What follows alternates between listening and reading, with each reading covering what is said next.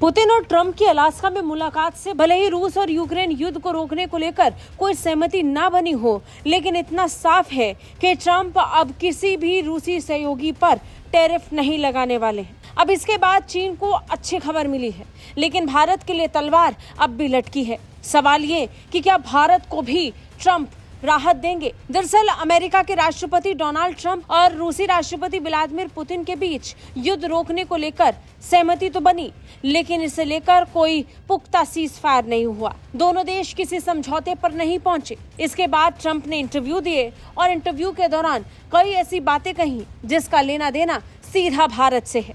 Trump ने कहा कि उन्हें अभी रूसी तेल खरीदने वाले देशों जैसे चीन पर नए टैरिफ लगाने पर विचार करने की आवश्यकता नहीं है। ट्रंप ने यहाँ सीधे सीधे चीन का नाम लेकर उसे राहत तो दे दी, लेकिन सवाल भारत को लेकर अब भी अटका है। भारत पर रूसी तेल खरीदने को लेकर ट्रंप ने 25% टैरिफ लगा रखा है। उन्होंने इतना तो साफ किया कि वो रूस के सहयोगी देशों पर सेकेंडरी टैरिफ नहीं लगाएंगे, लेकिन जो पहले से 25% टैरिफ लगा है उसे लेकर ट्रंप की तरफ से कोई क्लैरिटी नहीं आई। भारत के लोगों को उम्मीद थी कि जब रूस के राष्ट्रपति व्लादिमीर पुतिन और अमेरिकी राष्ट्रपति डोनाल्ड ट्रंप एक साथ टेबल पर बैठकर बातचीत करेंगे तो भारत के लिए भी टैरिफ को लेकर कोई रास्ता तैयार हो जाएगा, लेकिन अभी के लिए तस्वीर धुंधली ही नजर आ रही है। हालांकि राहत वाली बात ये कि ट्रंप सेकेंडरी टैरिफ लगाने को लेकर अभी कोई विचार नहीं कर रहे हैं। फॉक्स न्यूज से बात करते हुए नई टैरिफ के बारे में ट्रंप ने कहा कि आज जो हुआ